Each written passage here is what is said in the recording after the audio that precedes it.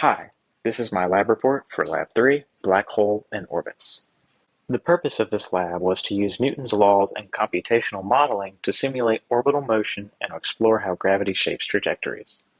The lab had two main parts. In part 1, I modeled a star orbiting a black hole to calculate the black hole's mass, and in part 2, I tried to create a figure-8 orbit of a spaceship influenced by both a planet and its moon. I used Newton's second law, which states that net force is equal to the rate of change in momentum, and Newton's law of universal gravitation, where the gravitational force depends on mass and distance. And I combined these laws with the velocity and position update formulas so that my code would continuously predict motion step by step. In part 1, I found that the black hole's mass was about 1.333 times 10 to the 34 kilograms, and for part 2, I got somewhat of a figure 8 using the initial velocity 19,000 in the x and 28,200 in the y. In part 1, I worked with a system of a star and a black hole, and also note that for both parts there is no surrounding since everything is in space. My VPython code defined the star's velocity and momentum, calculated the gravitational force using Newton's second law, and used that to update the star's motion in the loop.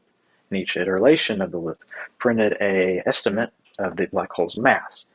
After averaging all of the values printed by the program that you can see running on the right, I found the black hole's mass to be approximately 1.333 times 10 to the 34 kilograms, which, when comparing to real-life models, is consistent with what we would expect for a black hole.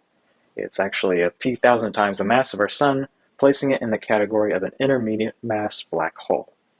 In part 2, I simulated a more complex system of a planet, moon, and spaceship. For my program, I had to account for the position and force vectors for each object, ultimately calculating the net forces done on both the moon and the ship by summing the forces done by the other bodies. Just like in part 1, I used the velocity and position update formulas to model how these forces changed the body's motion over time. And this gave me the framework of the computational model itself, and all that was left was finding an initial velocity that would work to create somewhat of a figure-8 orbit. After experimenting with different arbitrary values, I came up with a velocity of 19,000 in the positive x and 28,200 in the positive y meters per second, resulting in the orbital motion that you see here, with the ship orbiting around the moon a little bit before kind of escaping that orbit and having its own orbit just around the planet, but it is still affected by the moon's gravity and at times changes its elliptical orbit. Let's connect this to the physical concepts of this lab. In part 1, the net force on the star was the gravitational pull from the black hole, while the rate of change in momentum was the star's reaction to this, representing how the star's momentum and direction changed over time. So despite being equal by Newton's second law, these values represent different things physically. If, for example, we were astronomers in a similar scenario, we would measure the change in velocity of a star to find the rate of change in momentum, which would then be used to find the force and mass of the black hole using that fundamental equality. Breaking this into components, the parallel part of the net force changes the magnitude of the star's momentum, meaning that the star speeds up and slows down throughout its orbit.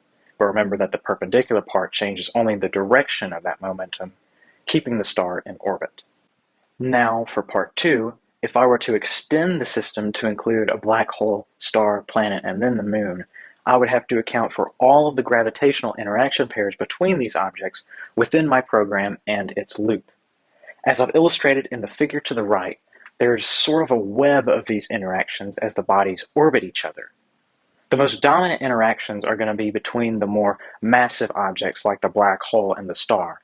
And as the colored lines represent, there's sort of a chain between these major pairs that gets smaller and smaller in magnitude. The other interactions, which I've shown in the faint gray lines in the figure, are going to be especially small in magnitude.